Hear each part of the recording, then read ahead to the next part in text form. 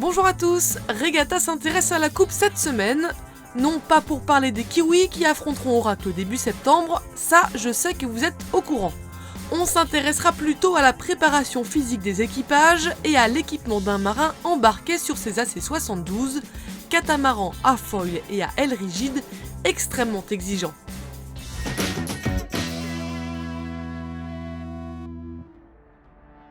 On a beau le dire et le répéter, ces nouveaux AC-72 sont de vraies machines de guerre. La voile est entrée dans une nouvelle ère, l'ère justement. Et pour les propulser, des hommes qui, à la seule force de leurs bras, génèrent l'énergie nécessaire au fonctionnement de ce bateau hyper puissant. On passe 45 minutes de course à wincher non-stop et étonnamment on ne voit pas beaucoup de choses bouger, mais on est obligé de fournir tout le temps de la puissance pour faire marcher l'hydraulique, de l'huile pour pouvoir faire marcher les winches, bouger les voiles. Et à l'œil d'un néophyte on ne s'en aperçoit pas, mais il y a des tonnes qui sont générées partout, il faut gérer ça et il n'y a que nos muscles pour faire marcher ça, il n'y a pas d'assistance ni électrique ni de moteur. C'est la raison pour laquelle les régates ne durent pas plus de 25 minutes chacune. C'est aussi pour cette même raison que la préparation physique est poussée à l'extrême.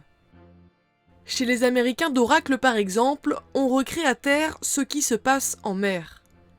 Sur ces images, les hommes cherchent à atteindre par l'effort un pouls de 170 pulsations minutes. Quand le seuil est atteint, on les présente à un exercice mental. Il ne suffit plus d'avoir des muscles pour faire partie d'un équipage, il faut en plus savoir raisonner bien et vite en plein effort physique. Car l'effort demandé à bord est extrêmement exigeant.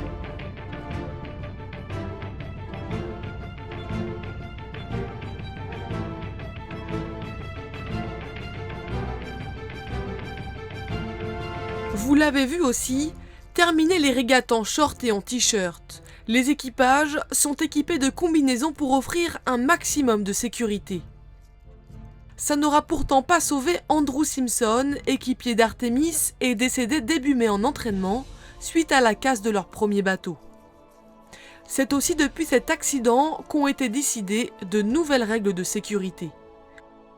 Plus d'invités à bord, plus de régates au-dessus de 20 nœuds pendant la Louis Vuitton, 23 pendant la finale de la Coupe. Aujourd'hui, les marins naviguent tous avec gilets de sauvetage, détendeurs d'oxygène, couteaux, mousquetons et casques. Le casque sert pour la sécurité du marin bien entendu, mais aussi pour la communication entre les équipiers du bord, grâce au micro et à l'oreillette. Enfin, le casque permet aussi d'être plus visible et repérable plus facilement en cas d'accident. Les AC-72 sont en effet une révolution dans la voile, mais pour suivre cette technologie, les hommes aussi doivent être entraînés, équipés et sécurisés. La puissance de ces engins engage la vie de ceux qui les font naviguer.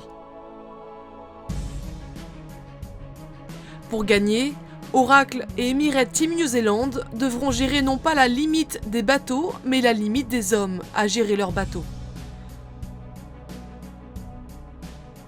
Très bonne semaine à tous et à très vite!